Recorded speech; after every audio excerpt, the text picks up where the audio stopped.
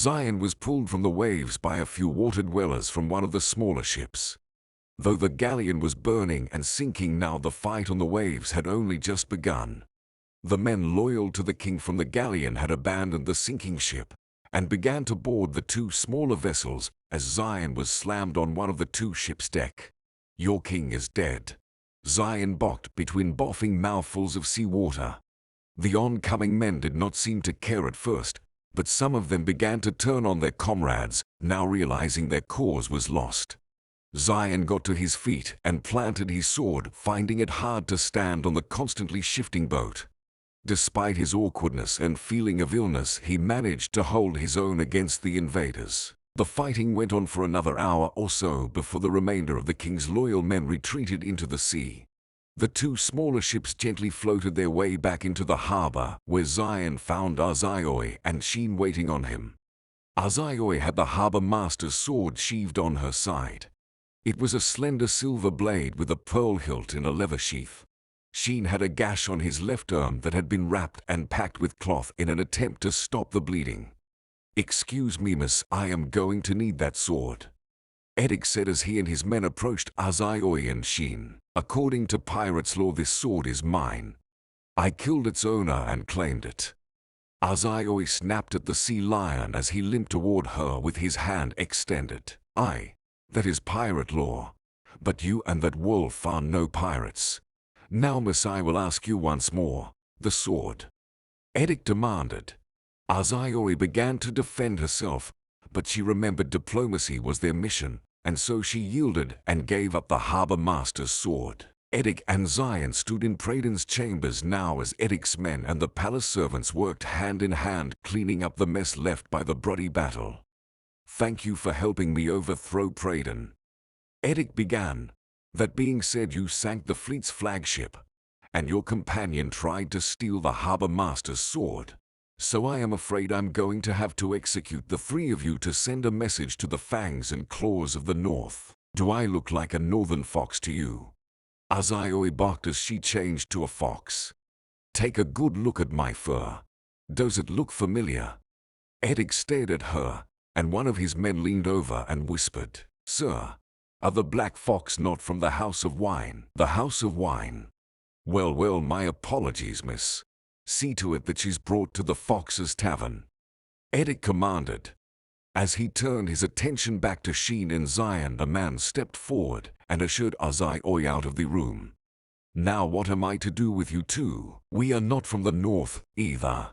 I told you my name is Xion. I am from the desert, and I came here to settle the debt of Xion the fox and secure the release of his sons." Xion replied, "Really? You know King Praden went mad in his old age. He was always being brash to show the other sharks of his clan he was still a man to be feared.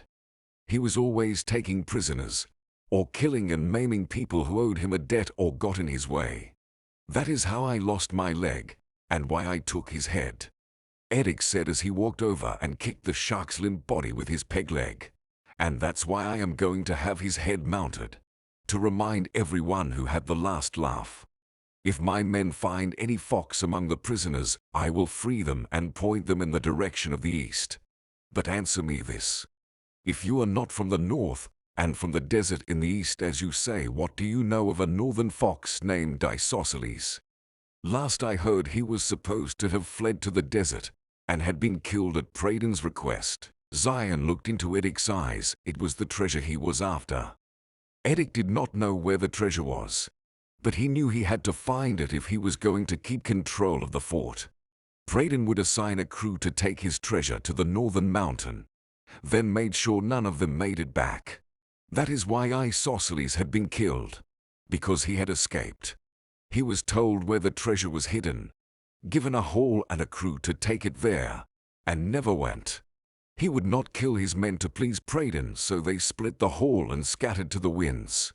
Xion fought hard before he spoke, wondering if Eddick could be trusted. "Isosceles was my father, and if you agree to hear me out, I will tell you where Praden's treasure is," he said after a moment of deliberation. "Everyone out," Eddick commanded, clearing the room of everyone other than himself and his captives. "I am listening." Edic replied eagerly, "As lord of the desert nation of Aranam, I would ask that you join us as allies of sorts. I founded my kingdom from the stories my father told my mother about this place. A place where men work together with no loyalty to clan or tribe. Blood and treasure are the only things that have our loyalty." Edic replied with a nod, "Let us share our land in return for your wealth." Xion continued. He could feel Edic's heart jump as he mentioned the gold again. "Tell me where it is, and after I have retrieved it we can talk properly." This was a lie. Edic had no intention of dealing with Xion. But this is what Xion had been preparing for, fully expecting this from Edic's predecessor. Praden held his treasure in a large cavern beneath a lake in the far north. Now it resides deep under the desert sand. "You lie. You stole Praden's treasure. I will mount your head next to his." Edic yelled as he drew his saber.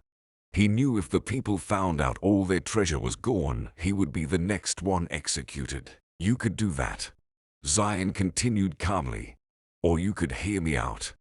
After all, it was no small feat moving all that gold halfway across the continent, and it will be no small feat to retrieve it.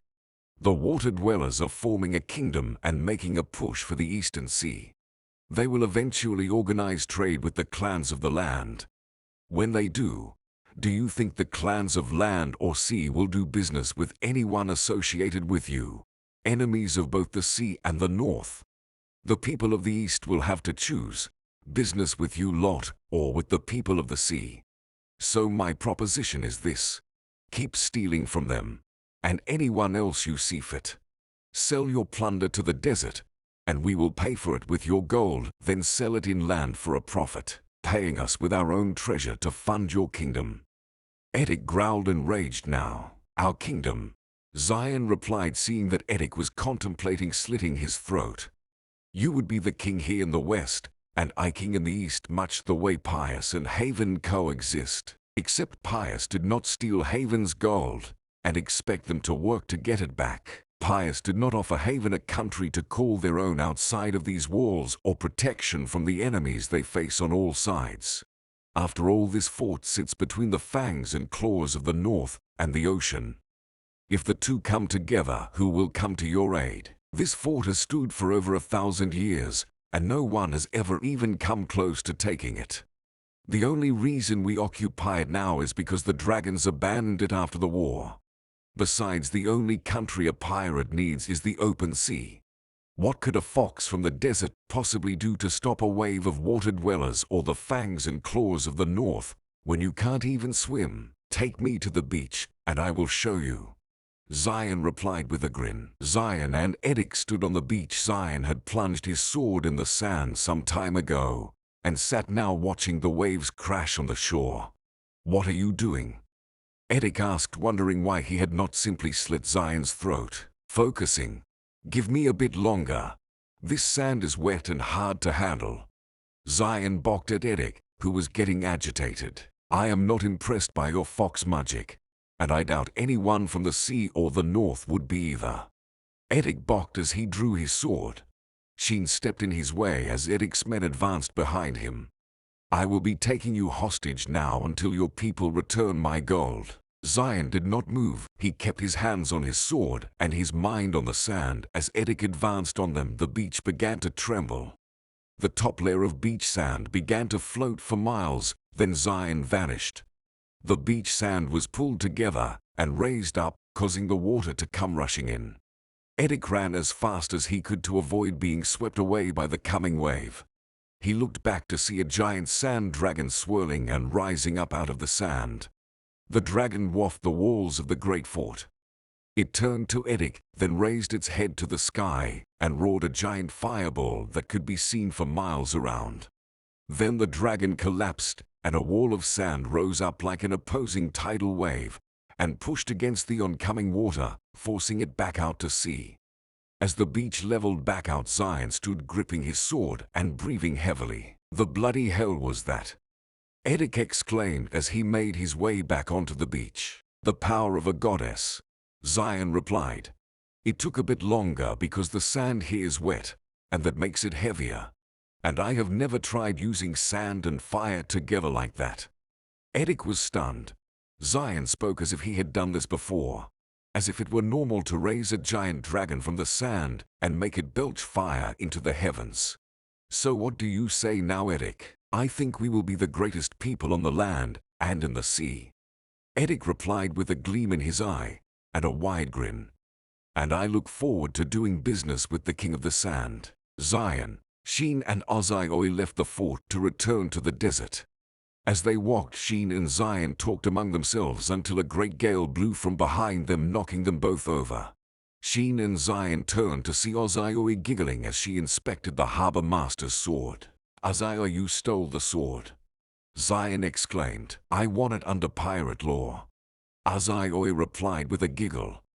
After all, we are part of the same kingdom now. That technically makes us pirates, so all the rules apply. Xion, she has to take it back. Xion said in protest. She is right, Xion. She killed the harbor master. Pirate's law says the sword belongs to her. Xion laughed with a shrug. Midas, a proud phoenix, king of the western apex, stood in Haven's highest tower, gazing westward. He watched as a giant dragon rose from the sands of the coast and blew fire into the sky. Are things not as I have told you they were, O wise king?